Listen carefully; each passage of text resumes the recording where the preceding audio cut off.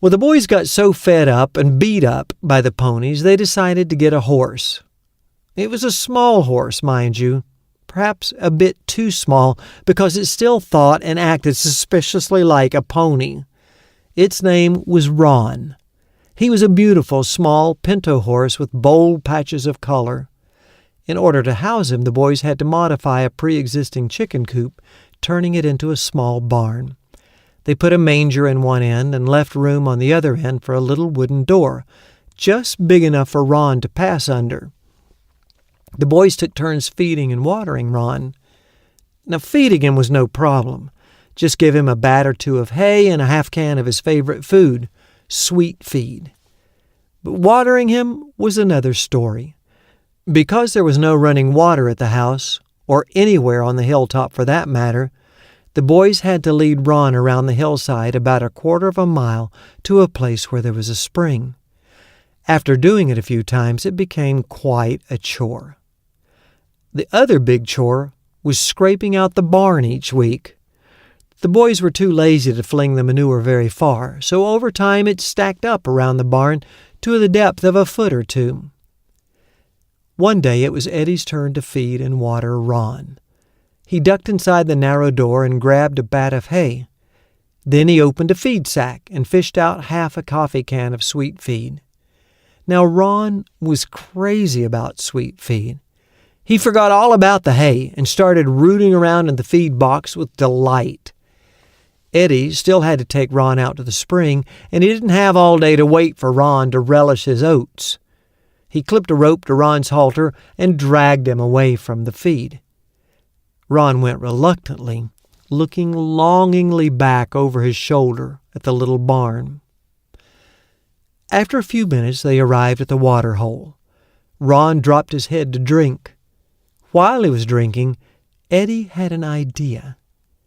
He knew exactly where Ron wanted to go when he finished drinking, back to his feed box. There was no bridle and bit for Ron, but Eddie figured he didn't need one. That horse was going back to the barn, so why should Eddie walk back when he could ride? Without waiting for Ron to finish drinking, Eddie threw his leg across Ron's back and climbed aboard. He figured that when Ron had had enough to drink, he'd turn around and amble home. Wrong. As soon as Eddie let go of the lead rope, Ron jerked up his dripping head, spun on a dime, and lit out down the path as fast as he could go. He put his ears back, stretched out his neck, and thundered along the path, sending clods of dirt flying into the brush. Eddie had never ridden so fast in his life. He was certain to be killed. Thinking quickly, Eddie realized that when they reached the yard, there was a downhill stretch where Ron would probably slow down enough for Eddie to leap off. He figured a broken leg would beat a broken neck. But no, when Ron hit the yard, he just ran faster. Eddie looked up and saw the narrow gate leading into the barnyard. Ron always slowed to a walk when he passed through that gate. Eddie figured he'd jump for his life when Ron slowed down. But no, when Ron hit the gate, he only ran faster.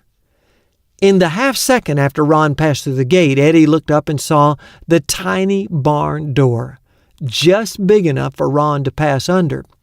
He was sure Ron would finally slow down to enter the barn, and he could at last leap off. But no. Ron had only one thing on his mind: sweet feed. He hit the barn doing 90 miles an hour, and Eddie hit the barn wall over the door at the same speed. Ker-splat! Ron slid out from under Eddie. Eddie sailed spectacularly off of Ron. He flailed his arms in the air as he fell spread eagle on his back. He could have been seriously hurt, except for one thing: horse manure. Eddie landed ker-splat on a deep cushion of smelly horse manure. He waited while the stars stopped spinning, and then he sat up and checked himself out. His arms worked. His legs seemed to work. His spine didn't appear to be broken. He breathed a sigh of relief, wiped some horse hockey from his face, and looked to heaven. With a smile of gratitude, he thanked God for horse manure. He owed it his life.